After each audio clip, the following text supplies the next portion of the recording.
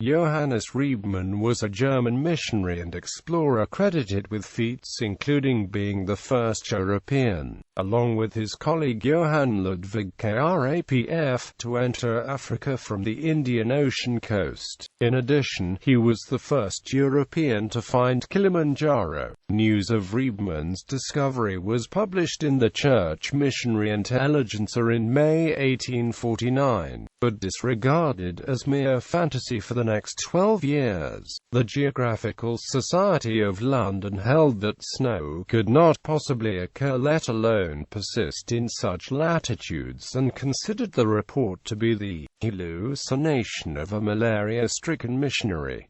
It was only in 1861 that researchers began their efforts to measure Kilimanjaro. Expeditions to Tanzania between 1861 and 1865, led by the German Baron Karl Klaus von der Decken, confirmed Rebmann's report. Together with his colleague Johann Ludwig Krapf, he also discovered Mount Kenya. The work there is also thought to have had effects on future African expeditions by Europeans, including the exploits of Sir Richard Burton, John Hanning Speke, and David Livingstone.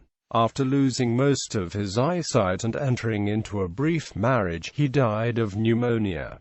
Early life. Rebmann was born to a Swabian farmer and wine grower on January 16, 1820 in Gerlingen, Württemberg. The village he lived in was very small, with about 1,500 inhabitants. Even at an early age, he aspired to be a preacher and canvasser of the gospel. Later, when Rebmann became a young man, he chose to devote himself to being a missionary, and was trained in Basel. In 1844 he attended the Church Missionary Society College, Islington. The following year he was ordained as a priest by the Bishop of London, and he became a member of the Church Missionary Society. Together with fellow missionary Johann Ludwig Krapf, Rebmann travelled in 1846 by a ship called Arrow to East Africa, where he worked in what is now Kenya, as well as at various other locations. The work was hard, and they had much trouble convincing tribal chiefs to let them speak to the people. Krapf noted the surge of Islam that was going through Africa, and wanted to make some sort of Christian standing against its religious influence on the people of the continent. As the radius of the two missionaries' work expanded, plans for Christian missionary outposts in the area began to develop.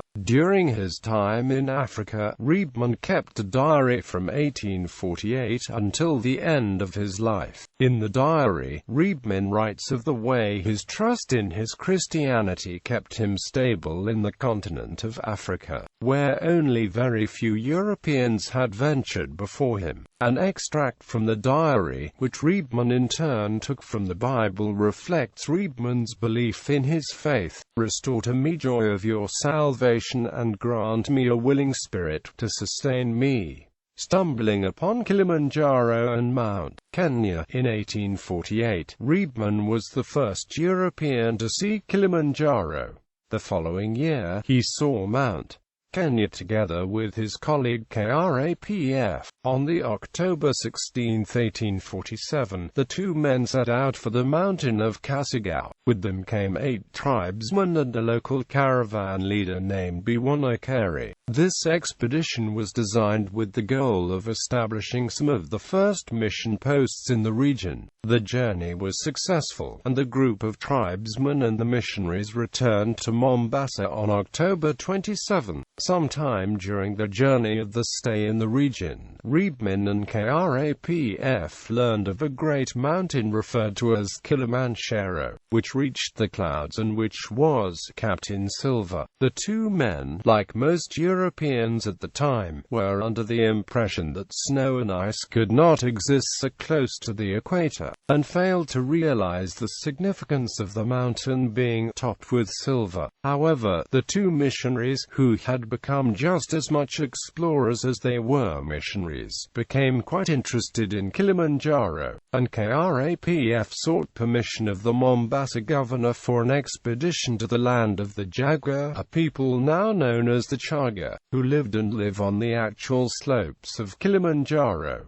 Krapf told the governor that this journey would be work-based. Despite this, Krapf actually did not accompany Rebmann on the journey, so only Bwanakari and Rebmann left for Kilimanjaro on April 27, 1848. Within 2 weeks, Rebmann and his guide were within sight of the mountain. He noted in his journal the strange white on the summit of Kilimanjaro, and he questioned his guide on what he thought it was. According to Rebmann's log, the guide did not know what it was, but supposed it was coldnesses. It was then that Rebmann realized that Kilimanjaro, even though it was located in a region that was thought impossible to bear snow or coldnesses, as the guide referred to it, was in fact capped in it. In 1849, these observations were published, but the findings were not truly accepted by most of the scientific community at the time. On November 10, 1848, Rebmann recorded an entry in his log about the mountain. "This morning we discerned the mountains of Jaga more distinctly than ever, and about 10 o'clock I fancied I saw a dazzlingly white cloud. My guide called the white which I saw merely baridi, cold. It was perfectly clear to me, however, that it could be nothing else but snow." Mount Kenya was discovered by Krapf in the next year, on December 3, 1849.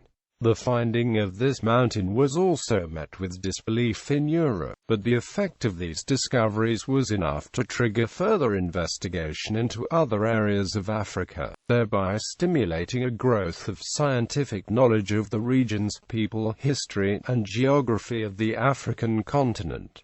Other work in Africa. Rebmann stayed in Africa for almost 30 consecutive years. He kept to a policy that, in order to truly affect the African people and to complete his task as a missionary, much patience was needed. It appears that this policy was the driving force behind his many years of work on the continent. As well as visiting Kilimanjaro, Rebmann and Krapf visited other areas of Africa, including the African Great Lakes and Mount Meru. He even became married to a fellow missionary, Anna Maria and Mash, with whom he spent 15 years doing missionary work in Africa before her death in 1866, and with whom he had a child. Also during his time in Africa, after his expeditions to Kilimanjaro and around the Great Lakes, he learned to speak several native languages, and wrote the first dictionary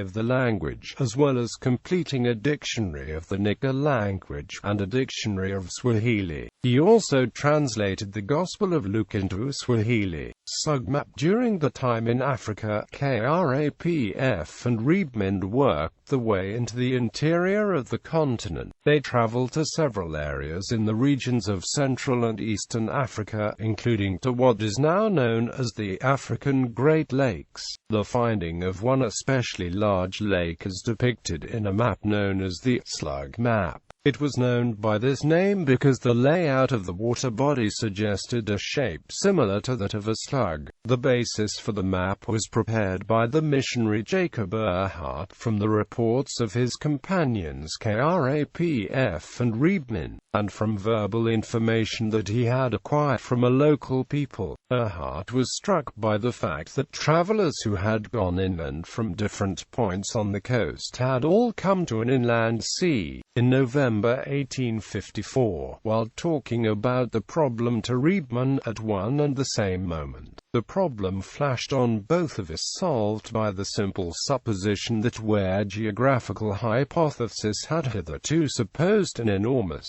mountain land, We must now look for an enormous valley and an inland sea. On the map that Johann Rebmann drew, the three lakes of Nyasa, Tanganyika and Victoria are shown as one very large S-shaped lake. On the map, several subtle but interesting things can be discovered, including, in the northeast section of the cartograph, a reference to a stream flowing through Lake Victoria, then known by the missionaries as the Ukriwa. A note is present describing how the waters of the stream were very sweet but stained the teeth of sickly yellow. This note is probably the first known text referring to the drinking water, found primarily around and of Mount Meru, which has a high content of fluorine and causes a yellow-brown stain to the incisors which cannot be removed. Among other things, another piece of writing on the Slag Map from where the magad is bought provides evidence that the soda trade, the soda originating in Lake Natron, was active at the time in those regions of Africa in which the map depicts. In 1855, Erhard was repatriated due to poor health, and took his map with him. It was first published in the Kalwa Missionsblad in 1855, and then in the Church Missionary Intelligencer in 1856.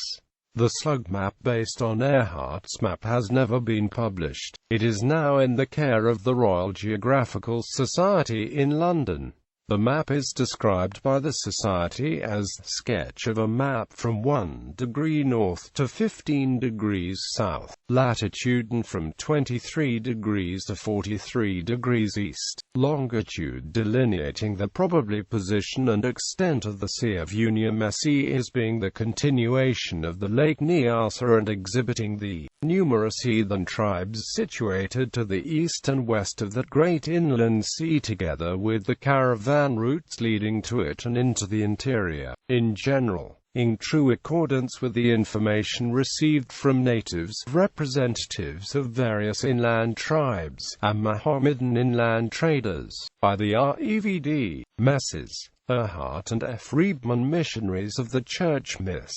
Society in East Africa, Kisaludani, March 14, 1855. Later life and death. Having almost lost his eyesight for unknown reasons, Rebmann went back to Europe in September 1875. He returned to Germany for the first time in 29 years after being persuaded to disobey by a fellow missionary who was working in the area. He then proceeded to take up residence in Korntal near Stuttgart, where he was close to his old friend Krapf. In spring 1876, upon the advice of Krapf, he married the widow of another missionary from India, Louise Rebmann and Qt Dorbel. The marriage did not last long, as on October 4, 1876, Rebmann died of pneumonia. Engraved on Rebmann's tombstone in the cemetery of Korntal are the words, "Saved in Jesus' arms." The legacy that he left behind him is preserved by the Johannes Rebmann Foundation, a religious society devoted to Rebmann and his memory. Rebmann's work in Africa, both as a missionary and as an explorer, allowed other Europeans to follow in his footsteps.